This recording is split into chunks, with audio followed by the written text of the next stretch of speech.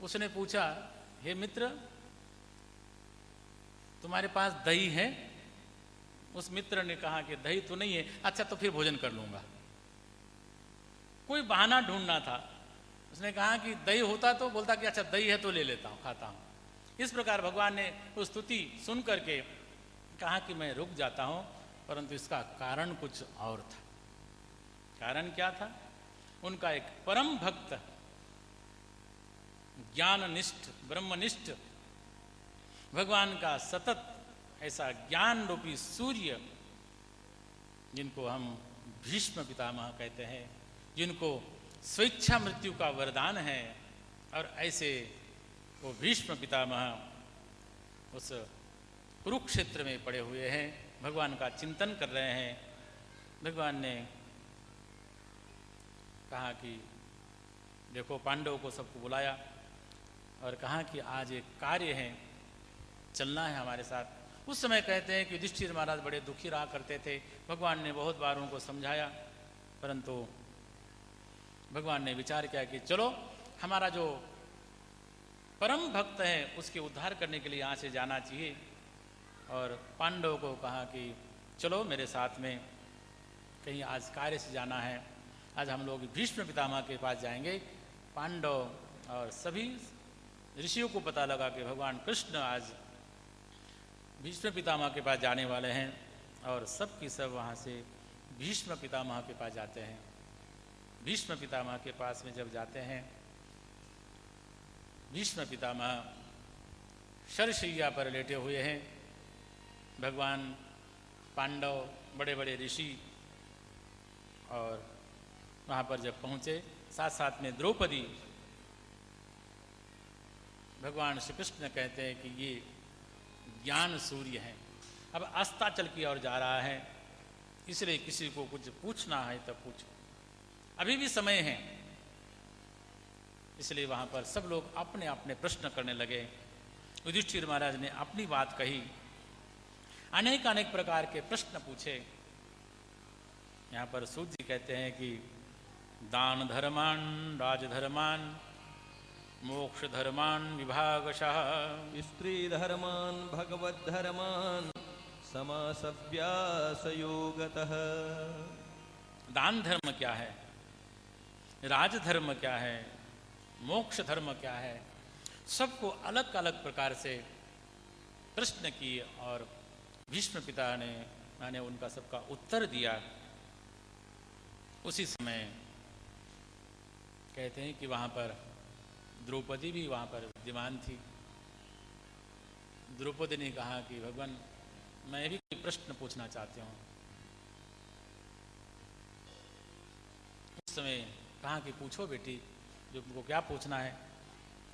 द्रौपदी ने कहा कि हे पितामह, प्रश्न मेरे मन में बारंबार आता है, आप ऐसे महान पुरुष, तत्वज्ञानी,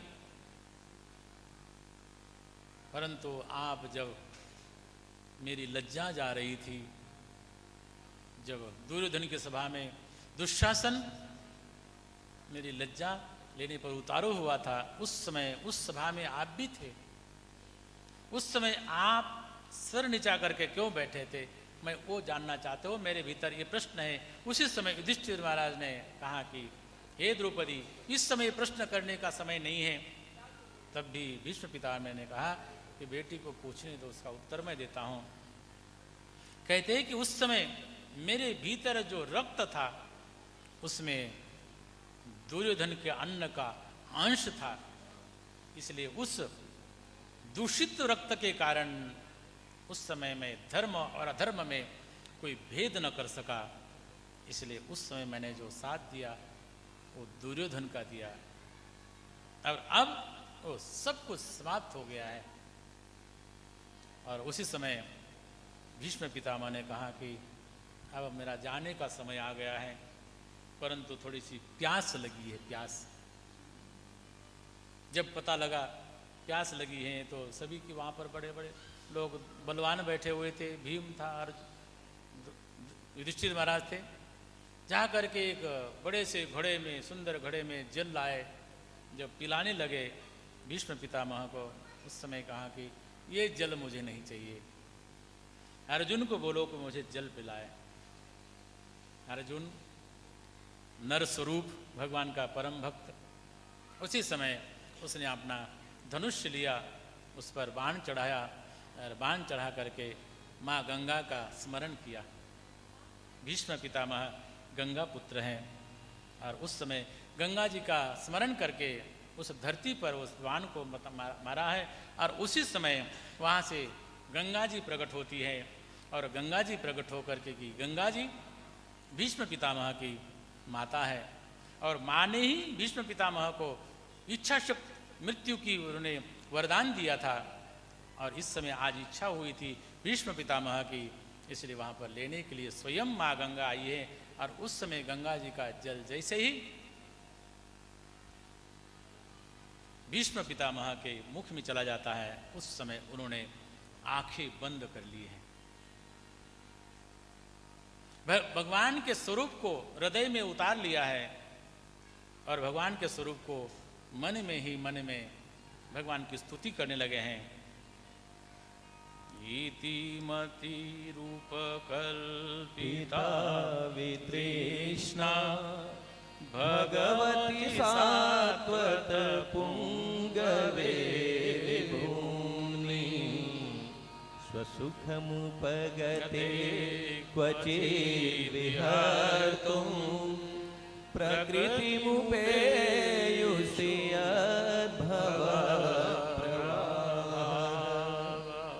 त्रिभुवनकमनं तमालवर्णं रविकरगौरवराम्बरं दधाने वपुरलककुलावृताननाब्जं विजयसखेरतिरस्तु मे नवत्या। भगवान का सुंदर स्वरूप धारण किया है। इति मति रूपकल्पिता वितृष्णा, भगवान का सुंदर स्वरूप धारण किया है और भीष्म पितामह का मन वितृष्ण तृष्णा रहित हुआ है। भीष्म पितामह कहते हैं कि भगवान अब मेरे मन में किसी प्रकार की तृष्णा नहीं है, किसी प्रकार की कामना नहीं है। अब हस्तिनापुर का रक्षण का कोई दायित्व नहीं है, क्योंकि वो अब धर्मराज युधिष्ठिर के हाथों में वो सुरक्षित हो चुका है। इसलिए अब मेरे कोई कामना नहीं है, कोई संकल्प नहीं है। आपका स्मरण किया है और अब हमारे पास में आपका जो स्मरण करते हुए केवल ध्यान आ रहा है, परंतु अब मेरे पास में कोई सामग्री नहीं है। अब मेरे पास में केवल ये सुमन है। सुमन का दो अर्थ होता है, एक होता है पुष्प और दूसरा होता है कि जिसका मन बिल्कुल शुद्ध हो। भीष्म पितामह कहते हैं कि अब मेरे पास में तो कोई पूजा की सामग्री नहीं है, मेरे पास तो केवल अब शुद्ध अंतःकरण है। इस शुद्ध अंतःकरण से मैं आपकी पूजा करता हूँ। स्वरूप का वर्णन किया है। आपका स्वरूप कैसे? त्रिभुवन कमनम तमाल वर्णम, आप तो त्रिभुवन में सुंदर से सुंदर आपका जो स्वरूप है, आपका जो वस्त्र है,